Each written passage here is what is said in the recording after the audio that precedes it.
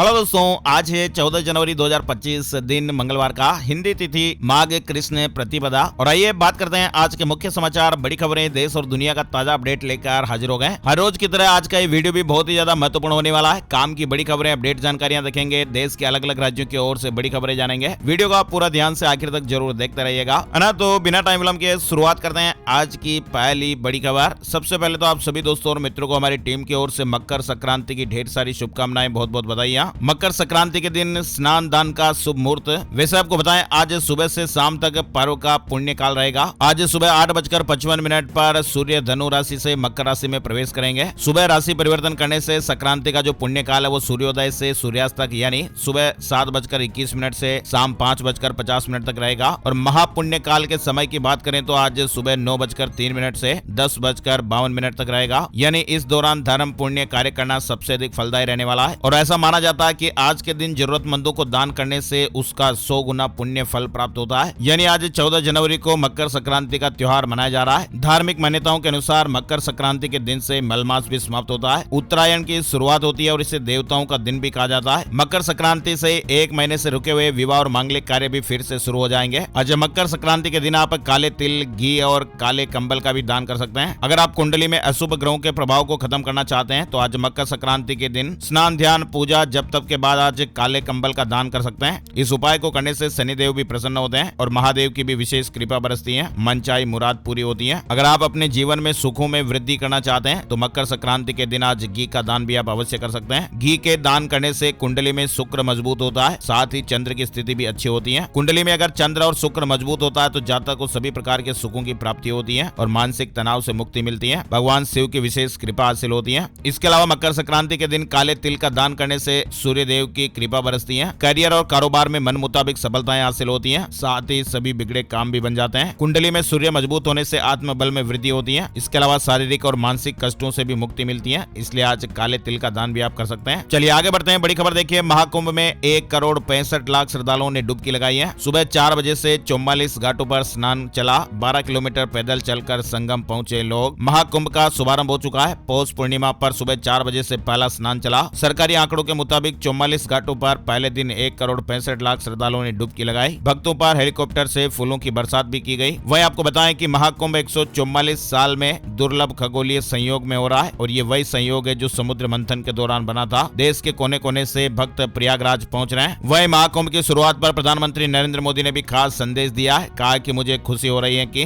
प्रयागराज में अनगिनत लोग आ रहे हैं, पवित्र डुबकी लगा रहे हैं और ईश्वर से आशीर्वाद मांग रहे हैं। पीएम मोदी ने इसके साथ ही तीर्थयात्रियों और पर्यटकों के शानदार प्रवास की कामना की है। वहीं आपको बताएं, महाकुंभ मेला 2025 में अखाड़ों के परंपरागत पूर्व से निर्धारित क्रम के अनुसार अमृत स्नान की तारीखों और उनके स्नान क्रम की सूचना अखाड़ों को मिल चुकी है। महाकुंभ में मकर संक्रांति पर पहला शाही स्नान आज होने वाला है। हर हर महादेव, जय श्री राम के जयघोष करते हुए श्रद्धालुओं ने आस्था की डुबकी लगाई है। भव्य तस्वीरें भी आप देख सकते हैं। भव्य महाकुंभ 2025 आस्था, भक्ति और आध्यात्मिक एकता के जबरदस्त प्रदर्शन के साथ शुरू हो चुका है। महाकुंभ में 20 देशों से श्रद्धालु पहुंचे। कानंद ने सनातन बोर्ड का गठन किया है। प्रयागराज कुंभ क्षेत्र में सनातन धर्म के संरक्षण और धर्मस्थलों की पवित्रता बनाए रखने के लिए ज्योतिर्मठ पीठ के शंकराचार्य ने बड़ा ऐलान किया है। यानी महाकुंभ में 27 जनवरी को होने वाली धर्म संसद की बैठक से पहले ही ज्योतिर्मठ पीठ के शंकराचार्य स्वामी अभिमुक्तेश्वरानंद सरस्वती ने सनातन संरक्षण परिषद सनातन बोर्ड का गठन कर दिया है और इसके साथ ही परिषद में 54 सदस्यों के नाम भी बताए हैं। यही लोग मिलकर देश में सनातन धर्म की रक्षा के साथ ही मठ मंदिरों पर किए जा रहे सरकारी नियंत्रण को मुक्त करवाने के लिए भी प्रयास करेंगे। वही देखिए, गूगल भी गुलाब के फूलों से महाकुंभ 2025 का स्वागत कर रहा है। ये नया अपडेट आप भी देख सकते हैं। दिग्गज टेक्नोलॉजी कंपनी गूगल ने भी महाकुंभ में अपनी उपस्थिति दर्ज कराई है। फोन या लैपटॉप पर आप जब भी गूगल में महाकुंभ हिंदी में सर्च करेंगे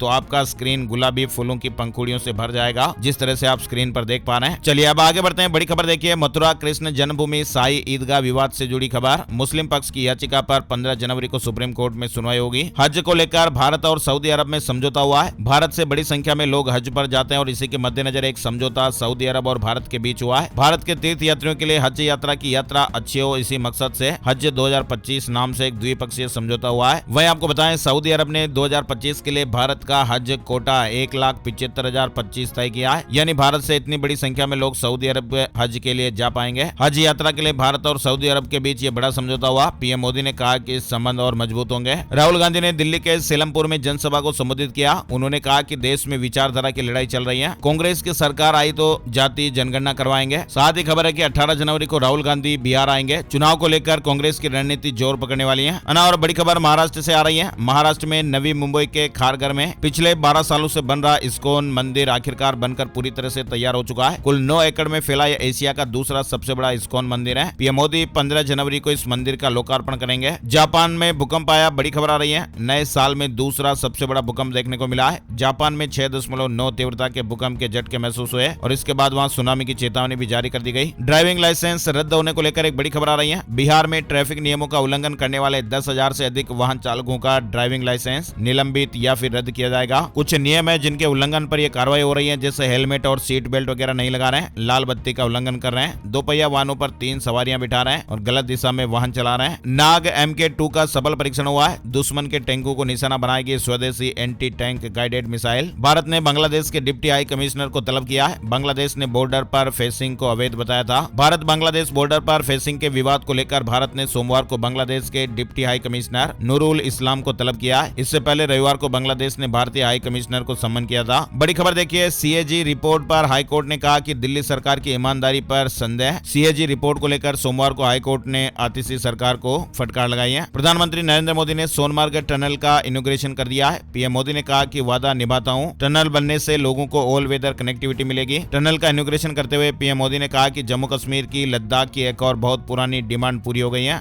और दिसंबर में रिटेल महंगाई घटकर 5.22% पर पहुंची है और ये 4 महीने का निचला स्तर है। खाने पीने की चीजों के दामों में कटौती हुई है। पाकिस्तान में 17,000 करोड़ रुपए का गोल्ड भंडार पाया गया है। अटक में 32,000 किलो सोना मिलने का दावा किया जा रहा है। रुपया रिकॉर्ड ऑल टाइम लो पर आ गया है। डॉलर के मुकाबले 57 पैसे गिरकर 86.61 पर बंद हुआ। विदेशी वस्तुएं महंगी हो जाएगी। दरअसल हमारे इंडिया का जो रुपया है वो 13 जनवरी को अपने रिकॉर्ड ऑल टाइम लो पर आ गया और इसमें अमेरिकी डॉलर के मुकाबले 57 पैसे की गिरावट देखने को मिली है। अमेरिका के $1 की कीमत भारत के 86 रुपए 61 पैसे हो गई है। एक्सपर्ट कह रहे हैं कि रुपए में इस गिरावट की वजह अभी हाल ही में भारतीय शेयर मार्केट में विदेशी निवेशकों के जरिए की जा रही बिक वाली है। इसके अलावा जियोपॉलिटिकल टेंशन भी कारण है। वही देखिए, जाते जाते राष्ट्रपति जो बाइडेन ने दरिया दिली दिखाई है। 5 मिलियन से अधिक अमेरिकी छात्रों का लोन माफ कर दिया गया है। अमेरिका के राष्ट्रपति जो बाइडेन ने अपने कार्यकाल के खत्म होने से पहले अमेरिकी छात्रों को यह बड़ी सौगात दी है और इसके तहत उन्होंने लाखों से अधिक अमेरिकी छात्रों का लोन माफ करने का फैसला लिया है। तेल के बाद अब यूरेनियम सऊदी अरब ने बड़ा ऐलान कर दिया है। सऊदी अरब ने तेल के बाद अब यूरेनियम को समृद्ध करने और बेचने का ऐलान किया है और इसे सऊदी अरब के लिए मास्टर स्ट्रोक जैसा देखा जा रहा है। यूरेनियम का इस्तेमाल परमाणु ऊर्जा स्टेशनों में ईंधन के रूप में किया जाता है और ये बहुत ही दुर्लभ पदार्थ है जिसकी दुनिया में काफी डिमांड है। अब सऊदी ने यूरेनियम बेचने का ऐलान किया है। भारत और नेपाल सीमा पर सुरक्षा को लेकर एक महत्वपूर्ण बैठक हुई है। सीमा सुरक्षा, अवैध खनन और नो मैंस लैंड को लेकर रणनीति बनाई गई। बड़ी खबर हरियाणा से आ रही है। हरियाणा सरकार ने ग्रेच्युटी 25% बढ़ाई है। हरियाणा सरकार ने सरकारी कर्मचारियों के लिए ग्रेच्युटी की सीमा को बढ़ा दिया है और इस संबंध में वित्त विभाग ने नोटिफिकेशन भी जारी कर दिया है। अधिसूचना के मुताबिक अब हरियाणा में कर्मचारियों को 25% ज्यादा यानी 25 लाख रुपए तक की ग्रेच्युटी मिल सकेगी। ये फैसला 1 जनवरी 2025 से लागू माना जाएगा। हरियाणा में 24,000 पक्की भर्ती के चलते कच्चे कर्मचारियों की छुट्टी हो गई। कर्मचारी संगठन हमलावर हो रहे हैं। हरियाणा सरकार ने तृतीय और चतुर्थ श्रेणी के पदों पर पक्की भर्ती के बाद अब उन कच्चे कर्मचारियों की जानकारी मांगी है जिन्हें नए कर्मचारियों की ज्वाइनिंग के चलते हटाया गया है। हरियाणा में BPL परिवारों को घर मिलेगा। कोरोना काल के बाद पहली बार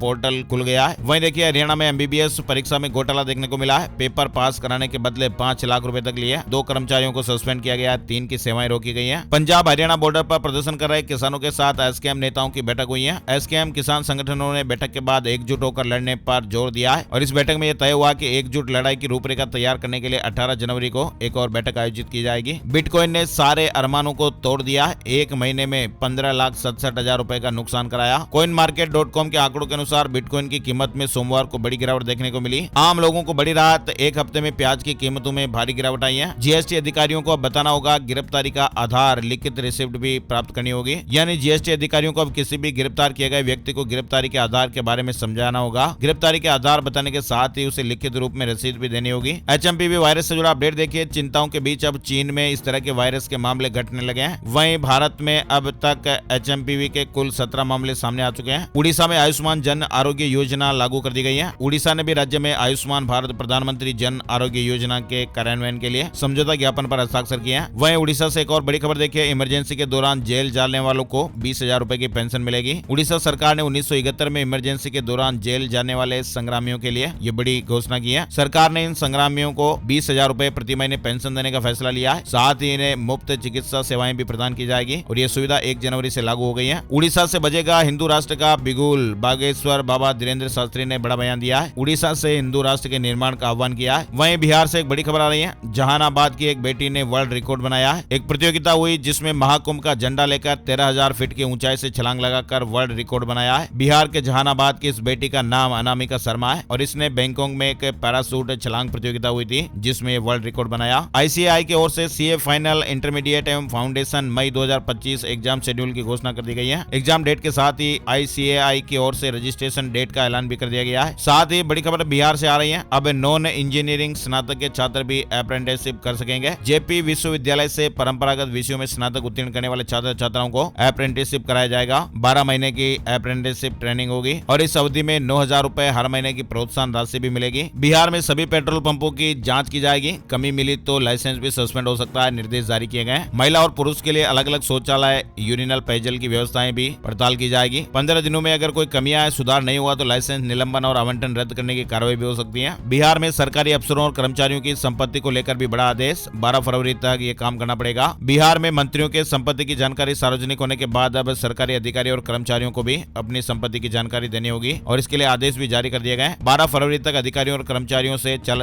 संपत्ति का ब्यौरा लिया जाएगा और 31 मार्च को इसे विभाग की वेबसाइट पर सार्वजनिक कर दिया जाएगा। ऑटो एक्सपो 2025 में हीरो मोटोकॉर्प करेगी नए स्कूटर और मोटरसाइकिल को पेश, नए वाहन पेश हो सकते हैं। खो खो वर्ल्ड कप से जुड़ी खबर देखिए। भारत ने पहले खो खो वर्ल्ड कप के रोमांचक शुरुआती मुकाबले में नेपाल को 42-37 से हराकर अपने अभियान का आगाज किया है। वहीं देखिए राष्ट्रीय परीक्षण एजेंसी ने 15 जनवरी को होने वाली यूजीसी नेट परीक्षा को स्थगित कर दिया है। हालांकि 16 जनवरी 2025 को होने वाली परीक्षा तय कार्यक्रम के अनुसार ही आयोजित की जाएगी। लेकिन अपडेट है कि नेशनल टेस्टिंग एजेंसी ने 15 जनवरी 2025 को होने वाली यूजीसी नेट परीक्षा को स्थगित कर दिया है। यूजीसी की वेबसाइट पर आपको ये जानकारी भी मिल जाएगी। हिमाचल प्रदेश शिक्षक पात्रता परीक्षा के रिजल्ट घोषित हो गए। अंतिम उत्तर कुंजी भी जारी हो गई है। परीक्षा में कुल 11,026 उम्मीदवारों को सफल घोषित किया गया है। उत्तराखंड से बड़ी खबर आ रही है। 23 जनवरी को उत्तराखंड में रहेगा सार्वजनिक अवकाश, सभी राजकीय और निजी प्रतिष्ठान बंद रहेंगे। राज्य में 23 जनवरी को निकाय चुनाव होंगे और जिन निकायों में मतदान होगा उनके अंतर्गत आने वाले सभी राजकीय कार्यालय, शिक्षण संस्थान, वहीं मजदूरों के लिए सवेतन सार्वजनिक अवकाश रहेगा। हिमाचल प्रदेश से जुड़ी खबर देखिए। मुख्यमंत्री सुखविंदर सिंह सुक्खू ने कहा कि सांस्कृतिक कार्यक्रमों में कलाकारों का मानदेय तय होगा। यूपीआई से लेन देन करने वालों के लिए अलर्ट भरी खबर है।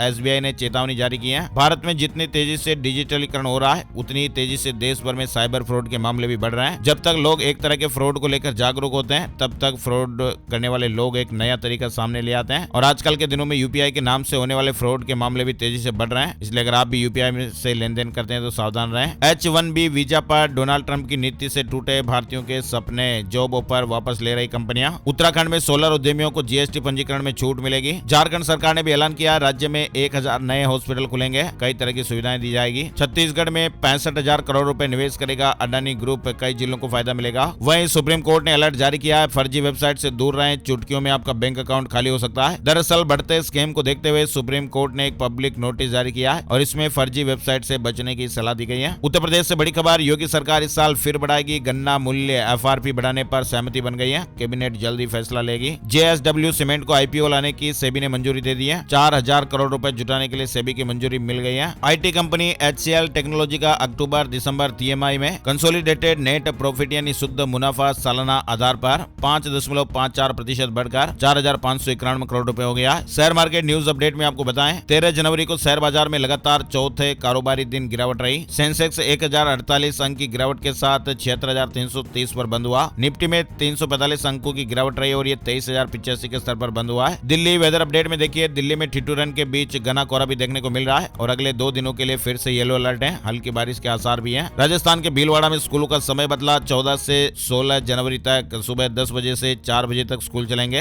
कलेक्टर ने आदेश जारी किए हैं। अलवर से खबर आ रही है, अलवर जिले के सभी सरकारी और गैर सरकारी विद्यालयों में कक्षा 1 से 5वीं तक के छात्र छात्राओं का 14 जनवरी से 18 जनवरी तक अवकाश घोषित किया गया है। शेष कक्षाओं का समय प्रातः 10 बजे से 3 बजे तक रहेगा। राजस्थान के श्रीगंगानगर से अपडेट आ रहा है, प्रशासन ने कक्षा 1 से 5वीं तक के विद्यार्थियों के लिए 14 और 15 जनवरी को अवकाश बढ़ाया है। सर्द हवाओं से ठिठुरन बढ़ी है। मध्य प्रदेश से ये बड़ी खबर आ रही है, इंदौर में कोल्ड डे रहा। सर्द हवाओं की वजह से कड़ाके की ठंड चल रही है। वहीं देखिए मध्य प्रदेश के उज्जैन में आज स्कूलों का अवकाश घोषित किया गया है। कड़ाके की ठंड के चलते नर्सरी से 8वीं तक के स्कूल बंद रहेंगे, आंगनबाड़ी भी नहीं खुलेगी। उज्जैन में मंगलवार को सभी निजी और शासकीय स्कूलों में अवकाश घोषित किया गया है। है। आंगनबाड़ी केंद्र भी बंद रहेंगे। झारखंड में भी संक्रांति के दिन घना कोहरा देखने को मिलेगा।